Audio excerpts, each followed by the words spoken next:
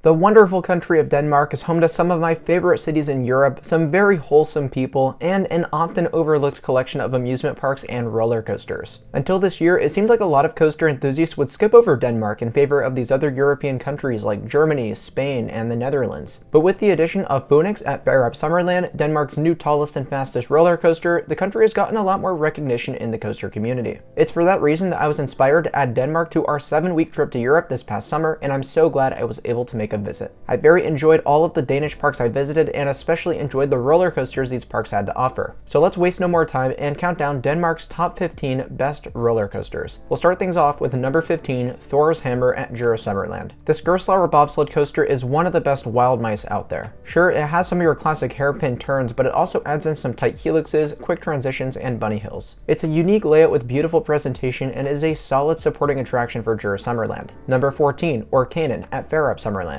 Many American coaster enthusiasts might be familiar with the Dragon Flyer at Dollywood, and indeed Orkanen is the exact same ride. This Vekoma family suspended coaster was the original 453-meter layout, famous for its drop into an underwater tunnel. It's a super unique visual, immediately followed by a deceptively wild overbank turn that almost takes riders upside down. The rest of the layout is pretty mellow, but still has some fun helixes and a couple tunnels and smoke effects to enhance the ride experience. Number 13, Vild-Svinet at BonBon-Land. Gerstlauer's original Eurofighter coaster is admittedly one of the weakest, but it's certainly not a bad ride by any stretch of the imagination. Vild-Svinet begins with what was the world's steepest drop when it originally opened. The 97-degree beyond vertical descent gives as great of ejector airtime as all the other Eurofighter drops. Then you have a unique swooping turn to the right into the park's only inversion, a classic vertical loop. From there, the layout does die out minus a quick airtime pop into the brake run, but I still appreciate the first half enough to rank it above the past few coasters on the list. Number 12, Han-Katten at BonBon-Land. While most would probably rank Vild-Svinet the highest at this park, Han-Katten was an underrated ride that I walked away liking a bit more. I think that can be credited with the fact that it's a more complete layout, since there's no real dead spots from beginning to end. It's just a fun family spinning coaster that has some pretty fun transitions and even a few airtime pops. And best of all, it's also an original layout alongside Joker at Six Flags Mexico, meaning you shouldn't discount it just because you've done the Pandemonium clones at the Six Flags parks. At number 11 is Rutschebanen at Bakken. Though it did get a lower spot on this list, I did really enjoy this vintage wooden roller coaster and would consider it to be an underrated ride. Rutschebanen originally opened in 1932 and for most of its lifetime operated with a brakeman, which added some fun character to the ride experience. However, recently that feature was removed and now a lot of European enthusiasts could care less about the ride. But as someone who didn't get to experience the attraction in its former state, I still really enjoyed getting some laps on it. Rutschebanen is running very smooth, it has 2 fun double downs, and it's got one of the best tunnels ever passing underneath a woman's legs. Number 10, Falcon at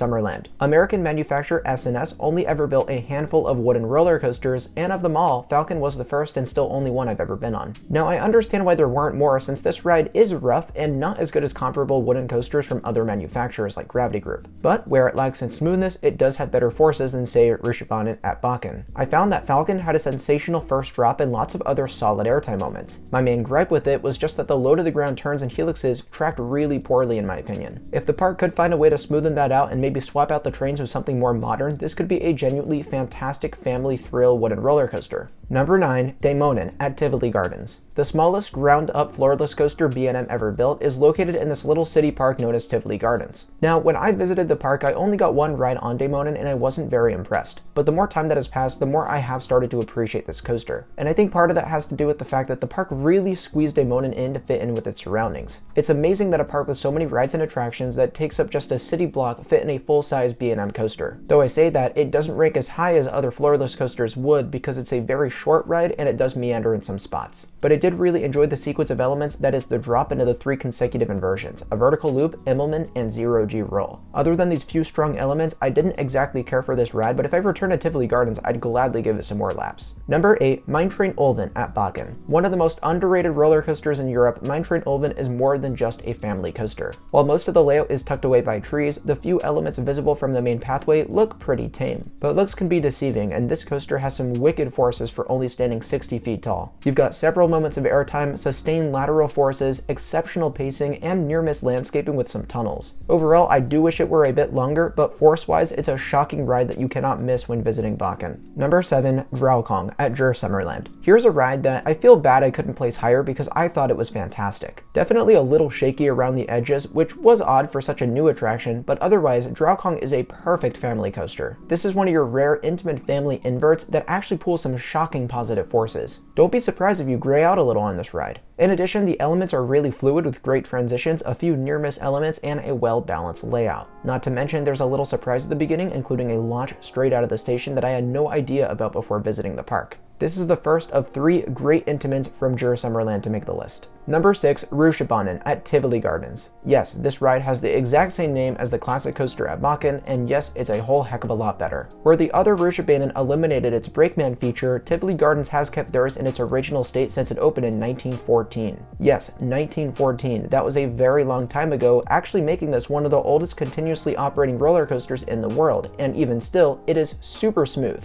To be honest, one of the smoothest wooden coasters I've been on is this ride, which is just so surprising to me. But the reason it ultimately ranks so high is because of its minimalistic restraints resulting in loads of wonderful airtime. I got many rides on this coaster and enjoyed it each time, but it seems like other coaster enthusiasts will rank it even higher on their lists. I don't think I was underwhelmed or disappointed by this ride, but it just doesn't hold up to some of the more thrilling modern coasters in my opinion. But to each their own. The following 5 rides on this list I simply enjoy more. Number 5, Lina at Farup Sommerland. One of the top 3 most underrated roller coasters I rode in Europe, Lina is a super unique ride. Gerstlauer only ever built 2 launch coasters not classified as a Eurofighter or Infinity coaster, but to be honest, you can't really feel much of a difference. The layout of this coaster is just really crazy in my opinion. You begin with an LSM launch taking riders from 0 to 50 miles per hour in 2 seconds, easily one of the most forceful launches I've ever experienced. Then you'll travel through a top hat and a handful of airtime moments and hills that all feel way too fast for their own good. The air you experience on this coaster is unreal, and if this ride just had lap bars, it would be a spot higher on this list. The restraints are really one of my few complaints of this ride, as I otherwise think it's fantastic and one of the most memorable roller coasters anywhere in Denmark.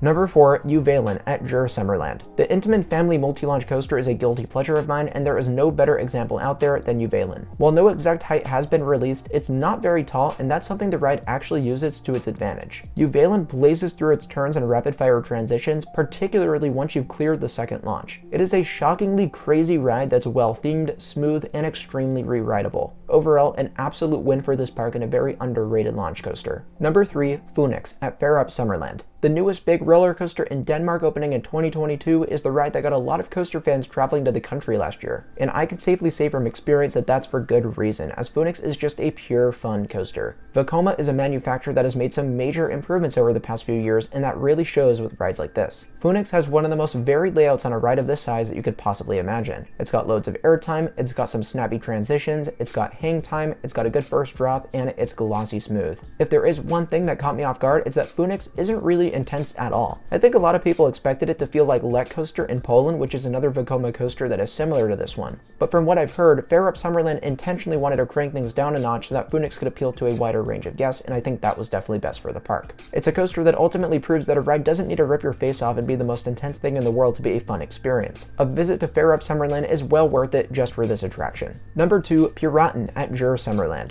This Intamin Mega Light coaster is a super unique ride because of all 5 of this model that were ever built, Piraten is the only one located outside of Asia. The purpose of this coaster is to give parks with a smaller budget like Djurs Sommerland the capability of building a small 100-foot tall coaster that can simulate the sensations offered on a full-size 200-foot mega coaster. Hence the name Mega Light. But to be honest, Piraten far and away exceeds many mega coasters I've ridden. The ride features a blitz of quick ejector bunny hills, many combining intense laterals and whip. It's also a very smooth ride, it's quite intense, and it's one that I enjoyed riding over and over again. Personally, I understand why many rank this as their number 1 coaster in Denmark, but I had an experience on another that I did enjoy more. So with that, allow me to introduce you to number 1, Tornado at Bakken. Tornado is yet another Intamin coaster, and an extremely unique one at that, as the manufacturer has built very few spinning coasters throughout their entire existence. And of them all, there's none that can compare to the intensity of Tornado. There's 2 ways to ride this attraction. The normal variant of the experience still would have ranked at 2 or 3 on this list, but a ride on what is called Boost Mode is by far number 1 in the country for me. All but one of my rides on this coaster were not on Boost Mode, so it's hard to compare how it normally rides to the disorienting blur that is Boost Mode. It's a setting that the ride operators control where they can unlock the spin spinning, speed up the launch lift hill, and disable all trim brakes throughout the ride experience. Every time we rode, the ride operators disabled another one of those things until our final ride, which combined all those and was probably the most insane thing I've ever experienced in my life. My brother and I were laughing our heads off by the time we hit the final brake run, and it's an experience I will never forget. I do understand that this ride will not be for everyone, as it is super intense and potentially nauseating, but for me, no roller coaster in Denmark was even a fraction as memorable as Tornado. So that's gonna do it for my Denmark top 15 roller coasters list. I had a lovely few days in this country and enjoyed all of the coasters on this list very much. I look forward to making a return visit and would encourage all of you watching to put the country on your bucket list for theme parks and roller coasters alone. Now, thank you all so much for sticking with me. Stay tuned for more ranking videos in the future, and I'll see you all very soon. Bye guys.